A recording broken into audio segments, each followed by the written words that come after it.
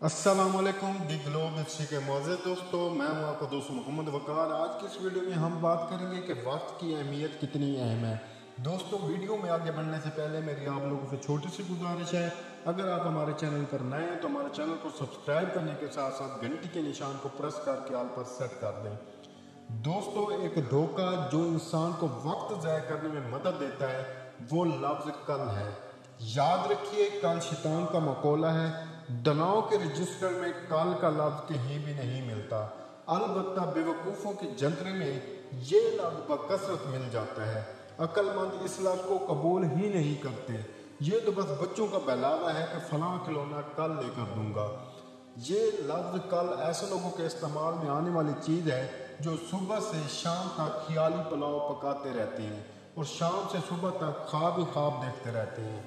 कामयाबी के शाहराह पर बेशुमार पहज सस्कते हुए ज़ुबान हाल से कह रही हैं कि हमने अपनी उम्र के कीमती लम्हात और औकात कल के ताकों में खो दिए हैं और अपनी कब्र अपने हाथों से खो दी है। हम इसी धोखे में रहते हैं कि ये काम कल कर लेंगे। समझदार आदमी वही है जो हर काम को उसके औकात में करे। अगर कोई सियारा अपनी गर्दिश में चंद सेकंड की भी देर कर दे तो बस क़यामत ही आ जाए। तमाम निज़ाम शमसी, अजराम फल्की और दुनिया के कारखाने इसी पाबंदी वक्त और बाकायदगी पर कायम है। याद रखिए, वक्त के पाँव तो हैं मगर इसकी आठ सुनी नहीं जा सकती। ये जितने चुपके से आता है उतनी ही खामोशी से चला जाता है। तो हमें मालूम चला कि वक्त की कदर व कीमत बहुत है, इसकी बहुत अहमियत है।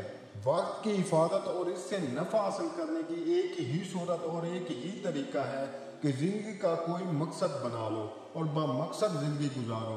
अब बामकसद ज़िंदगी किसे कहते हैं? दोस्तों, हमारी सोच नाकिस है तो क्यों ना अपने रब्बे अज़्ज़ा व जल से मकसद हयात समझ लें कि ऐ मालिक की हकीकी, हम एक बामकसद और कामयाब ज़िंदगी गुजारना चाहते हैं तो तू ही हमारी रहनुमाई फरमा कि हम अपनी ज़िंदगी को गुजारने के लिए कौन सा बेहतरीन नुस्खा इस्तेमाल करें।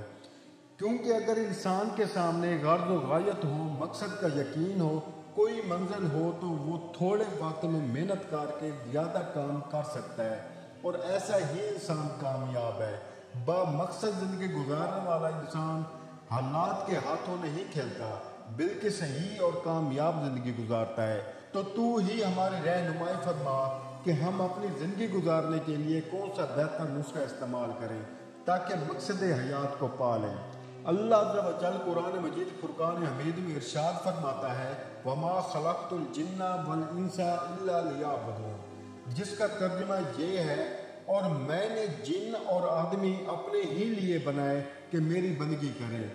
तो जब इंसान की तख्लीक का मकसद ही इबादत इलाही है तो हर मुसलमान को चाहिए कि अपनी ज़िंदगी का मकसद रज़ा इलाही को बना ले और अल्लाह अज़्ज़ा व जल की खुशनुदी हासिल करने का मकसद बना ले और फिर इस अजीम मकसद को हासिल करने में सारी ज़िंदगी गुजार दे। दोस्तों, वीडियो अच्छी लगे तो ज़्यादा से ज़्यादा लाइक करें, शेयर करें। अगर आप हमारे चैनल पर नए हैं तो हमारे चैनल दी ग्लोब हिस्ट्री को सब्सक्राइब करने के साथ साथ घंटी के निशान को प्रेस करके आल पर सेट कर दें।